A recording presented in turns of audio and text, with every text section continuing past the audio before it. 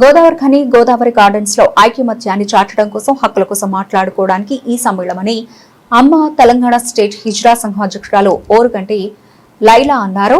ఈ రోజు లైలా ఆధ్వర్యంలో గోదావరి రాష్ట్ర వ్యాప్తంగా సుమారు 1500 మంది ట్రాన్స్జెండర్స్ హాజరయ్యారు. సాంస్కృతిక కార్యక్రమాలు, జల్సా మహోత్సవం, ఆటపాట, సారీ ఫంక్షన్, అమ్మవారి పూజలు నిర్వహించారు. కార్యక్రమంలో శివాని, భవానీ, లాస్య, సుష్మా, అనిత, శ్రీ, సమ్మవ్వ తదితరులు పాల్గొన్నారు.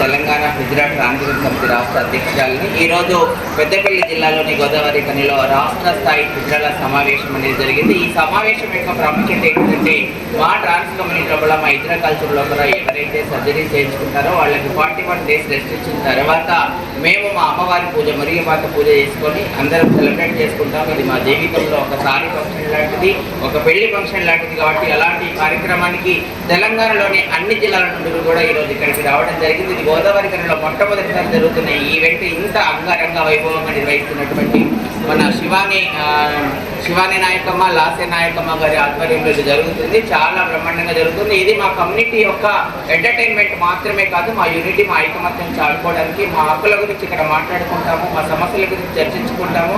అట్లాగే ఇప్పుడు ప్రభుత్వం మనకి ఏం చేయాలి, నెక్స్ట్ ఏం చేయబోతుంది అనే దాని గురించి ఈ సమావేశంలో చర్చించుకోవడం జరుగుతుంది. ఈ సమావేశం గోదావరి ఖనిలో ఇన్ని సంవత్సరాల తర్వాత జరగడం అనేది మేము చాలా సంతోషంగా ఫీల్ అవుతున్నాము. మాకు ఈ మధ్యనే తెలంగాణ గవర్నమెంట్ మన ముఖ్యమంత్రి రేవంత్ రెడ్డి గారి సపోర్ట్తోనే ఇక్కడ గోదావరి ఖని రామగుండం ఎమ్మెల్యే గారు మా కమ్యూనిటీకి ఇక్కడ 32 మందికి ఇండ్ల పట్టాలు ఇవ్వడం జరిగింది. ఇది నిజంగా చాలా గొప్ప ఆశించదగిన ట్రాన్స్ కమ్యూనిటీ అందరి తరఫున మన తెలంగాణ రాష్ట్ర ముఖ్యమంత్రి మంత్రులు రేవంత్ రెడ్డి గారికి, మన కాంగ్రెస్ ప్రభుత్వానికి, అదేవిధంగా మన రామగుండం ఎమ్మెల్యే గారికి మేము మన శిరస్సు వంచి నమస్కారాలు తెలియజేస్తున్నాం.